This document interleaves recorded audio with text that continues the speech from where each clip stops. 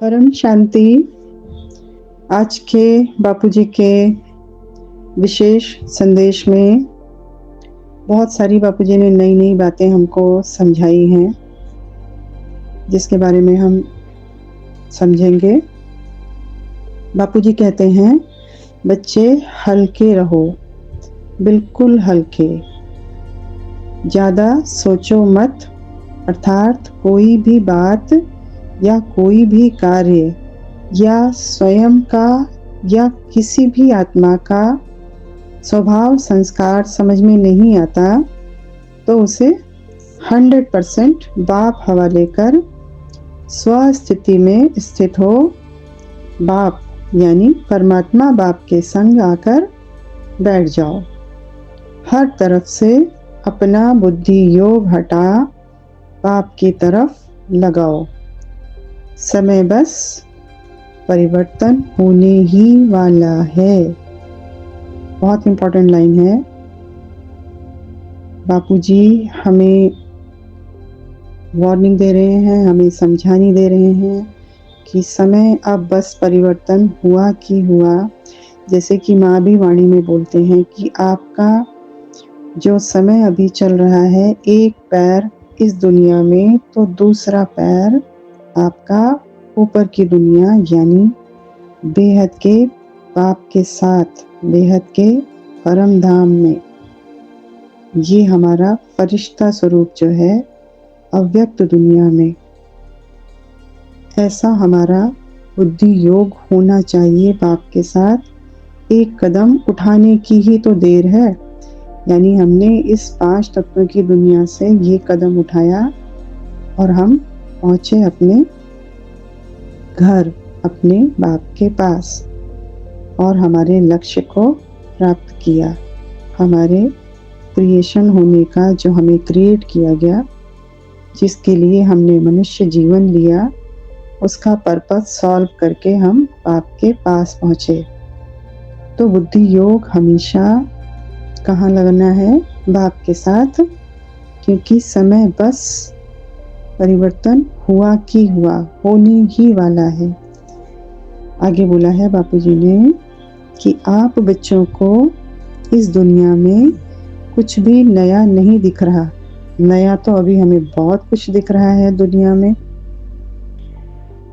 दुनिया के हालात तो बद से बदतर होते चले जा रहे हैं, और हम सब आत्माएं, बेहद की आत्माएं जो बेहद के बाप के बच्चे हैं, वो सब इन बातों को समझ भी रहे हैं और उसी के अनुसार अपना पुरुषार्थ भी तीव्र कर रहे हैं। क्योंकि हमें एक ही बात समझाई गई है, पूरे ज्ञान का सार है, बाप समान बन जाओ। तो बाप समान बन जाना मतलब उन्हीं का एक स्वरूप हूँ। 5 तत्वों की दुनिया को परम तत्वों में, महातत्वों में, परम प्रकाश में परिवर्तन करने के लिए, पूरा मल्टीवर्स परिवर्तन करने के लिए मेरी क्रिएशन हुई है। यही एक संकल्प और यही एक लक्ष्य, यही होना चाहिए।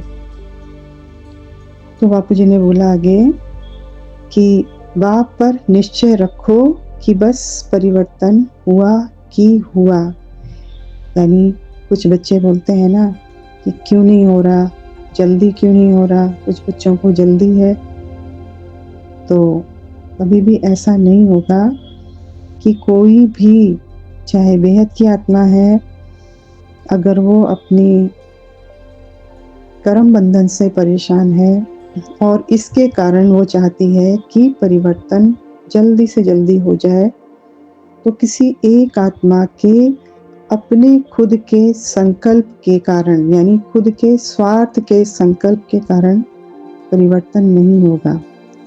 परिवर्तन होगा उसी संकल्प से जब हम अपने खुद के संकल्प को विश्व परिवर्तन में कन्वर्ट कर देंगे। जब हमारे हर संकल्प विश्व परिवर्तन का होगा तो समझ लो परिवर्तन हुआ कि हुआ। तो जब कोई ऐसी बात और ऐसा कोई कार्य होता है जो आपकी समझ में नहीं आता कि करना चाहिए कि नहीं करना चाहिए, तो क्या करना है हमें बापूजी ने? तरीका बता दिया है उसका कि किसी भी बात में अगर आप कंफ्यूज हो रहे हो कि ये कार्य करूं या ना करूं, वो हद का कार्य भी हो सकता है, वो संकल्पों का भी कार्य हो सकता है, वो बुद्धि का भी कार्य हो सकता है, वो मन का भी कार्य हो सकता है। हर तरीके का कार्य यानी सूक्ष्म भी हो सकता है और स्थूल भी हो सकता है। तो उसमें हमें क्या करना है, जो पहला संकल्प उठे उस अकॉर्डिंग करके उसे बाप के हवाले कर दो। करना चाहिए नहीं करना चाहिए इस कंफ्यूजन में ना जा करके उस कार्य के लिए पहला संकल्प जो भी उठे उस कार्य को करना चाहिए। अगर संकल्प उठा तो करके उसे बाप के हवाले कर दो, अर्थात उसका रिजल्ट बाप के हवाले करके क्या करना है, निश्चिंत स्थिति में स्थित हो जाना है। अब वो बाप के हवाले हो गया। बाप हमारे हर कार्य को हमसे बहुत बहुत बहुत अच्छे बेहतर तरीके से संभालेंगे, इसीलिए तो वो आए हैं, इसीलिए तो वो हमें हेल्पलाइन दे रहे हैं, इसीलिए तो बाप बच्चों को समझानी दे रहे हैं रोज। तो बाप के संग बैठ जाओ, बच्चे बिल्कुल हल्के रहना है, कभी भी स्वयं को अर्थात संकल्पों द्वारा भी कहीं जुड़ना या फंसना नहीं है। देखिए एक ही चीज बोली गई है ना, निश्चय बुद्धि विजयंती। तो हमारी बुद्धि एक सिर्फ बाप में और मेरे लक्ष्य में और बाप के कार्य को संपन्न करने में आप समान बनकर आपका कार्य संकल्पों द्वारा ही पूरा किया, व्यक्त से अव्यक्त होकर पूरा किया, फरिश्ता स्वरूप बनकर पूरा किया, यानी आपके स्वरूप में ही कार्य संपन्न हुआ। यानी अगर हम निर्संकल्प होते हैं, कहीं भी हम फंसते नहीं हैं, तो समझिए हम बाप के स्वरूप में हैं, फरिश्ता स्वरूप में ही हैं। अच्छे से अच्छा कार्य करने के बाद भी उस संकल्प से हमें न्यारा हो जाना है, स्वमान में स्थित हो जाना है। बापूजी बार बार बोल रहे हैं, अपनी सीट पर सेट रहो, अपनी ओरिजिनल सीट पर स्थित रहो, अपने स्वमान में स्थित रहो। स्वमान के लिए बापूजी ने हमें बहुत सारे आशीर्वाद दिए हुए हैं कि बच्चे आप कौन हो, मास्टर सर्वशक्तिमान हो, मास्टर सुखदाता हो, मास्टर जीवन मुक्तिदाता हो। तो ये बापूजी ने हमें बहुत सारे संकल्प, बहुत सारे स्वमान हमें दिए हुए हैं। तो बाप के संग बैठ जाओ स्वमान में स्थित होकर, अर्थात सदा याद रहे करनहार मैं हूँ और करावनहार बाप हैं। यानी मैं आत्मा निमित्त हूँ उनकी क्रिएशन, और करावनहार कौन है, बेहद के बापूजी, और मुझसे वो हर कार्य को करवा रहे हैं। यानी मैं निमित्त आत्मा उनके कार्य को करने के लिए तत्पर हूँ। हर संकल्प के प्रभाव से न्यारा, बिल्कुल हल्का। देखो परिवर्तन भी आपके परिवर्तन पर आधारित है। जैसा कि हम बोलते हैं कि विश्व परिवर्तन भी स्व परिवर्तन पर आधारित है, वही बात बापूजी ने फिर से हमें समझाई है कि परिवर्तन भी आपके परिवर्तन पर आधारित है, परंतु कब तक, एक लिमिटेड समय तक। अगर लिमिटेड समय तक भी बच्चे अपने स्व परिवर्तन में फेल होते हैं, अपने आप को परिवर्तित नहीं कर पाते हैं, तो फिर क्या होगा, तो भी परिवर्तन तो होना ही है। बाप करेंगे, किसी और से करवाएंगे, बाप के बच्चे नहीं करेंगे, बेहद के बच्चे नहीं करेंगे। जो बच्चे समझ नहीं पाएंगे तो बाप किसी और से करवाएंगे।